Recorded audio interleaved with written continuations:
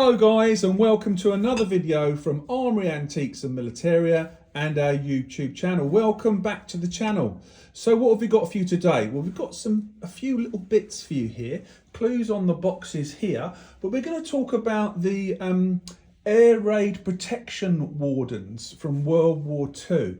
Now, of course, if I move these boxes out of the way, we all think of Dad's Army when we think about the A.R.P. And of course, Hodges with his van. And this is a nice corgi-made example of a Hodges van and Hodges at the front there. You know, you can hear him saying, "Put that light out," and whatever else. So the A.R.P., Air Raid Protection Wardens. So we've got a couple of bells we're going to talk about. So we'll start with the bells, I suppose. Let's have a look. So we've got brass bell here, really strong tone to it. And on the front, you'll see here, A.R.P, Air Raid Protection. And then if we turn it round, this one's in exceptional condition actually. You've got a maker's mark there, G&J 1939. That's a beauty, beautiful condition. The handle's lovely. Sometimes you'll get stamped dates and marks in the wooden handle.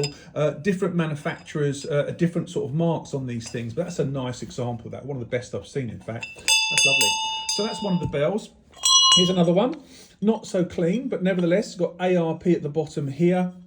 And also the maker's mark on this particular one is around the ferrule on the handle around here. You can just about see it, I think, on the camera. And the maker's mark there is Fiddlin. Okay, there's a maker's mark there. So another manufacturer, again, making these bells. Really, really nice objects and quite collectible now. So the A.R.P, they wore, obviously, the A.R.P helmets we see so often, the Brody type helmets. But they also wore badges like I'm showing you here. And we're going to talk through what they are. But let's just finish with the bells first. As I said, the bells here, because these are interesting. The A.R.P bell is a hand bell, so it was obviously shaken in the hand and used by the British Air Raid Protection Wardens during World War II. And these were used specifically to signal the end of an air raid or gas attack. So this would signal the bell ringing would be the all clear. It's all clear now. The bell would be rung for that. Now, the A.R.P wardens would use the bells to signal the all clear, as I've said, after an air raid or gas attack. And they would also use the wooden rattles. Now, we've done a video on those before, the wooden rattles, to signal an impending gas attack. So there were specific instruments like the bell, the gas rattles, etc., to warn people of certain things that were going to be happening. Now, the A.R.P themselves, the wardens, were volunteers who were part of the Air Raid Protection Service, which was established in 1937. They were responsible for protecting civilians from air raids, clearly from what we've been talking about. And most A.R.P wardens were part-time volunteers who held other jobs during the day. So the A.R.P, as I said, stands for Air Raid Precautions or Protection.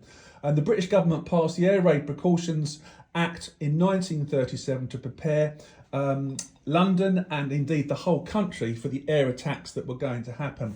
And we know that specifically London, Coventry and also Plymouth were heavily bombed, as well as other industrial centres in the north of England, etc.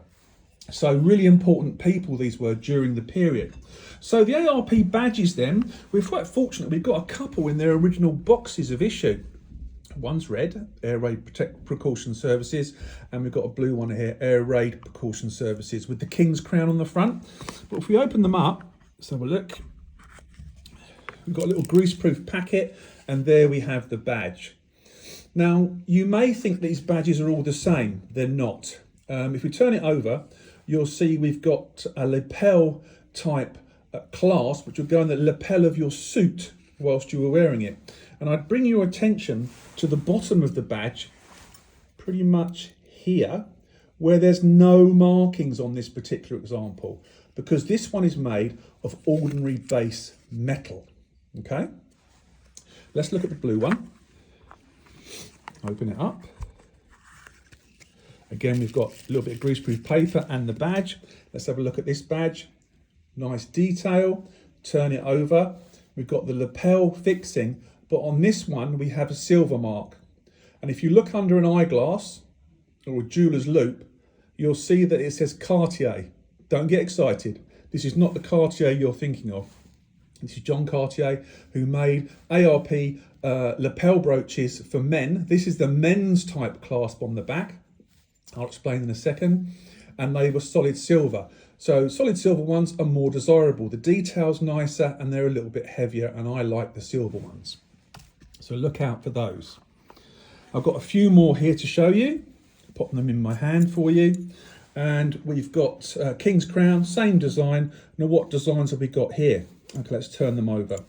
So I can tell straight away that we've got 3 solid silver examples, because they've got the assay marks at the bottom, here, here, and here. And this one up here with the pin has no silver marks at all. So we know this is a base metal. Now these back clasps are important. These half moon lapel fixings were the men's versions, and the ones with the pins on them were the ladies' versions. Some of you may know that, some of you may not, but that's information that I'd like to share with you. Some people may disagree with that, but that's what we've always been led to believe, and from our research, that's what they represent. So they're the badges. So they would wear these badges in their civilian uniforms, or civilian wear rather, at work or whatever, so people knew that they were volunteers and they could be called out at any time to help if there was an air raid or a gas attack. Now we've also got, when you look at the comparison, these little lapel A.R.P. badges. They're tiny in comparison. Now these are quite rare, and these are little beauties really. You don't often see them like this. They're normally this size. And if we turn them over, let's have a look. We've got the lapel fixing again, and just a smaller version of what we've seen. And we've got silver marks. It's very difficult to show on camera, they're tiny. We've got silver marks on these. That one's a bit dark, but there's silver marks on these little ones. I love these. We've had hundreds of these badges over the years, as in the full size ones that you see here in my hand. But the little ones you see here are very scarce. You don't see them very often. So they're really sweet. We like those. Let's pop those down there. So, did you used to watch Dad's Army? Did you used to like Hodges with him shouting all the time, put that light out and the programme? Because Dad's Army was a really, really popular programme. Still is. People love the humour, and we still love it too. The bells themselves are harping back to that period, and we'd highly recommend, if you like A.R.P. items, to contact us if you want an A.R.P. bell. It'd be nice for your collection. We sell a lot of these to the collectors, especially the Maker Mark ones. A.R.P. marked at the front and Maker Mark, and they're very, very popular. They're getting quite scarce, and condition is everything when it comes to the bells. You really want a nice condition one. A lot of them we sell to museums and people that have perhaps Anderson shelters or little historical reenactment groups. We sell a lot of this stuff to them. We hope you've enjoyed the video. Put some comments down below. As long as it's not provocative and it adds to the interest and adds to the knowledge around this stuff, we'd be interested for you to share that information with other collectors and enthusiasts. Give us a thumbs up, subscribe to our YouTube channel. We're doing 30 videos a month at least. We do more videos than any other UK professional antiques arms and armour dealer, and indeed any arms and armour dealer in the world, and we will continue to do so. We're never going to run out of content, guys. If you're interested in buying any of these items, contact us through the website www.armoryantiques.com, and we'd be happy to help you. In the meantime, stay safe, enjoy the hobby. We hope you find the things you like and enjoy, and we look forward to meeting you down here at our antique shop in Tavistock, Devon, and a warm welcome awaits you. We're very different from the rest, and we have a 5-star Google business rating.